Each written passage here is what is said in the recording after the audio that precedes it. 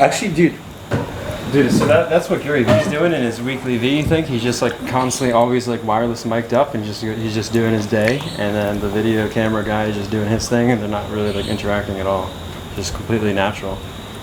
So, wow, it's like low maintenance. You don't have to like really think about it too much. Yeah. And he has somebody just go through the footage and just cut out stuff that's no good. Yeah, he does it weekly, and the last one was 45 minutes long, like a lot of content, and they'll throw in kind of like, you know, him sitting down, talking right straight to the camera for like a minute or two for a kind of like a tidbit here, like kind of like something, and then like one of his teammates or like one of the sales guys or like the one guy is like, oh man, I really messed up with Gary this week. We booked a flight, but then like I totally forgot about reserving the seat, so then I lost him like $30,000 yesterday. See, that's where like most people fail when it comes to advertising and marketing.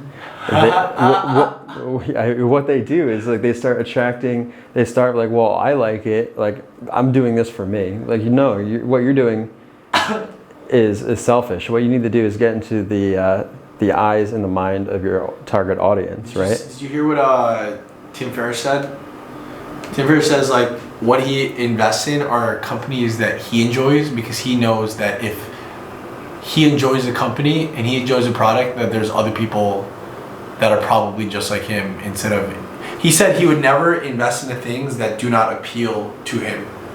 Mm-hmm. So I'm like thinking marketing wise, well, if we want to attract people that are like are big, like almost like friends of ours, because I feel like a lot of us will buy, a lot of people that are our friends would actually buy our products if there was no ego to them, you know, because they know us. Yeah. But like, this is my friend, I don't want to buy from him.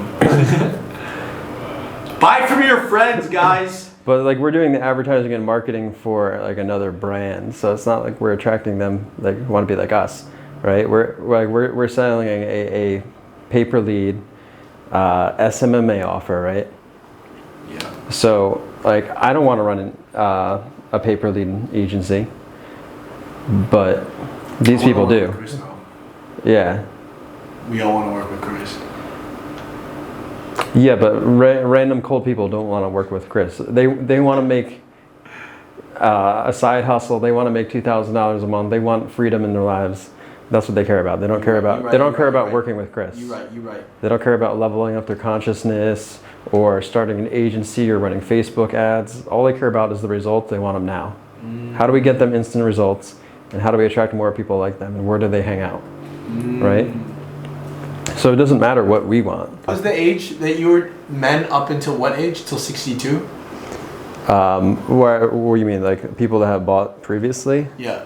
The age group, like say my customers and Chris's customers that have agencies that are looking for something like this to transition away from a traditional agency are basically ages like 45 to 62. Okay. Right? It's like that group. And then there's like the general like male 25 and up, 25 to 62. We're all looking for ways to make additional revenue. So, you know, there's different audiences. And so like those people are like digital marketers, running agencies, running Facebook ads. They're admins of fan pages already. They have clients. Why do you think after 62 it just goes downhill? Like you don't get any 65-year-olds or 70-year-olds? You can, but for the majority of people, they're looking to conserve money rather than make money. Like conserve for retirement, looking ways like maybe like downsize their home or like move to Thailand and retire. They're not really looking for ways to like, oh, I want to start a business. Plus, like running an agency is pretty technical. So if you're over the age of 62, it's going to be a little difficult for most people. One of our top performing out, it's 23 to 34 male, 35 to 44 male, 45 to 54 male, 55 to 62 male. A good majority of the women that are doing the agency that are active in digital marketing, I would say a lot of them are professionals that are in their 40s and 50s. Yeah, 35 to 44. So some things we realized when we were running this campaign is that there's a lot of metrics, right? There's a lot of different things that you can potentially look at. You know, there's landing page conversion numbers, there's watch time, there's session time on Google Analytics, there's Wistia, like the average time watched, and then you have your average rate of engagement, right? So we have all these numbers, and then we have all these statistics. But when it comes down to selling a product, are we spending too much time as marketers looking at these things rather than looking at the quality of the lead, looking at our product? Are we creating a product that is really a good user experience, that it's valuable, that people would share? You know, are we getting people to share our products or like actually take action and get results, right? Are we building up a laundry list of overwhelming proof, social proof, video testimonials? So when it comes to marketing, when we're running, you know, paid ads, when I'm talking to a client, these are the things that I'm looking for. I'm trying to see, you know, is your product actually good? Do I actually believe in it? Can I sell it for you? So just because you think you have a product, you have a webinar, it's converting, doesn't mean we take it to cold traffic and make money with it. You know, do I even want to work with you? So these are the things that I think about. So if you're seeing this video and you want to run ads, before you even come to me and say, hey, you know, can you run my ads? Do you have the right things in place? You know, do you have the product that you can believe in, that you trust in, that you think offers value to people? Because if so, then, you know, people will see that. And I think majority of products are either copied, ripped off from someone else, or they don't provide a whole lot of value. So it's really important that your product is really top notch before you spend, say, $50,000 in paid ads. And do you have something you believe in? So everyone has limited time and space, so we're all fighting for that attention and ad space, right? But you're not really fighting, you're only competing with yourself. You're not competing with other people if you have a good quality product, right? You're just competing against your last day. So today's a new day. How can you make things better? How can you optimize? How can you build out better processes and onboarding for your clients, for your new customers coming in, getting a better experience? And that will all translate long-term into a better brand, into better results, into more video testimonials, rather than fly-by-night approach where, okay, I want to make $100,000 this month with this product launch and then table it. It makes no sense to me. So if you want to build a long-term brand online and you want to work with me, then I might be interested.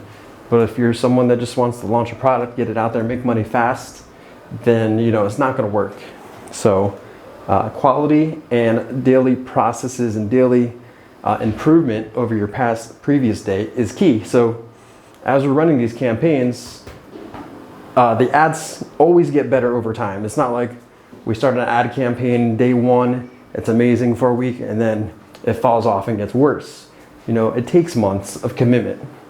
So if you're willing to commit for that long-term process, whether that's 6 months, year, 2 years, 3 years, then that's something I'm interested in, long-term growth rather than short-term gain. So think about that before you do your next product launch, create your new next funnel, new next auto webinar, and you know, really build something out that's quality. I recommend UpLevel, going through that, doing a group coaching model if you're doing a course, and then launching it as a course afterwards, and then structuring it for people for user experience and for results. Those two things will get you a lot farther than if you just focus in on the marketing and getting conversions and your landing page numbers and how many leads you're getting and all this kind of stuff, or mini chatbots. So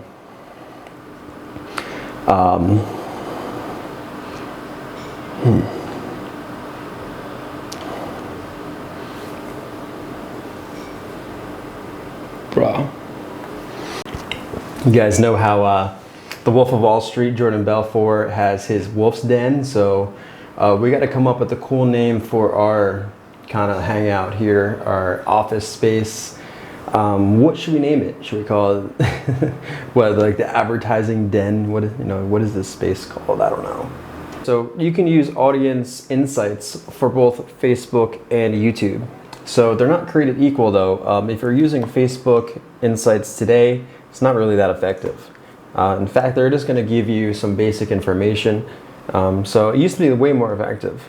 But you still can use Google Ads. So if you go to Google Ads and then you just go over here, so you can click on Reports, Tools, right? If you click on Tools, you can click on something called Audience Manager.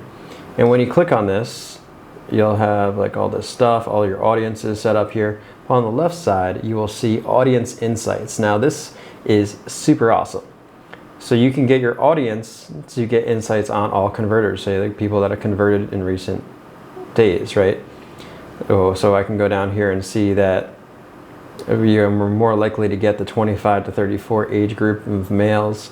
And there's affinities here, in-market audiences and affinity audiences. And this will give you a good idea. So if you have converters, people that are becoming customers, right? You can select your audiences, website, visitors, leads, so forth. Let's just say all website visitors in the last 30 days. This is a good indicator for your recent traffic, and you can find more people that are just like that, assuming that these are people that are converting. So we are getting a very low number of people under 25. We're trying to target people between 25 to 62. So these age groups are higher, and we're trying to target mostly male. You can see this data is actually matching up. So let's see what kind of in-market audiences we should be targeting based on the numbers so far. All right, so we see the highest by far is luxury vehicles, new. So these, we're looking to target people that are willing to put in work, become successful, and then buy a luxury vehicle. We're looking at people that are more likely to travel, sightseeing tours and tourist activities. 3 times more likely. This is amazing information right here. What else do we have? Let me zoom in here. Test preparation, education, people that are willing to educate themselves, home purchase loans, investment services, art and design education, and again, design education, employment, finance jobs, retirement planning, that makes sense, IT, technical jobs, mortgage lending.